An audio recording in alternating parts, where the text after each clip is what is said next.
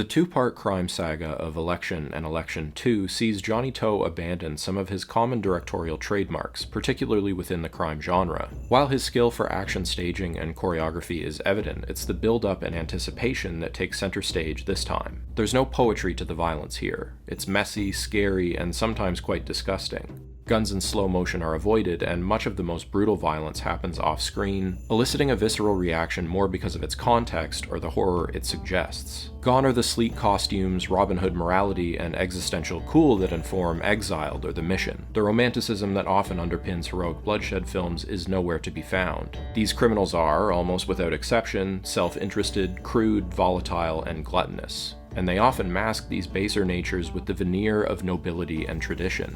This elegant lie is To's primary target. The first film examines the power struggle between two ostensibly polarized candidates for chairman of the centuries-old Wo-Sing triad. There's Locke, who is a cool-headed negotiator and planner, and Big D, who is all muscle and rage, and takes power through force and intimidation.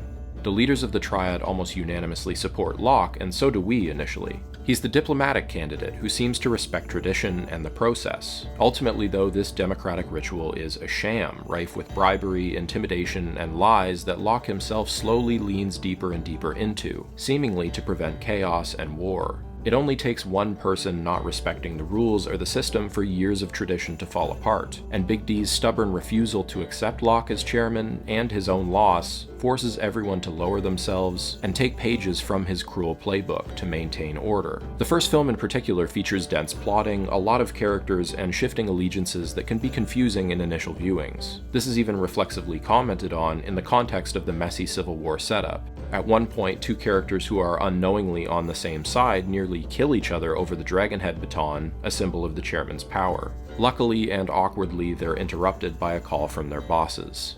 As famously stated in The Wire, "It's a chain of command, baby. The shit always rolls downhill." Motherfucker, we talking about piss. Piss does too. Think about it. Shit rolls. Piss trickles. The Triad's elders are surrounded by innocuous domestic scenes that juxtapose the chaos and violence they preside over, and enjoy a careful distance from. The extent of their unquestioned power is always clear, even in small moments, like a sideshow of journalists who stop taking photos when they realize who's been put in front of them, or in the young women who are treated like property with total shamelessness. Even with the security and opulence, it's a sad life, something an older character even acknowledges with Jimmy. 多謝你，知味仔咁有心。我同你阿大行咗幾十年戶啊，話就話大哥。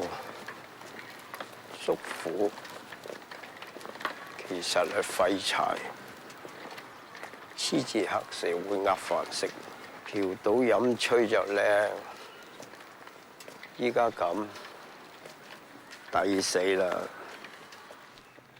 Can't you see what we're becoming to? We're losers. We're not winners.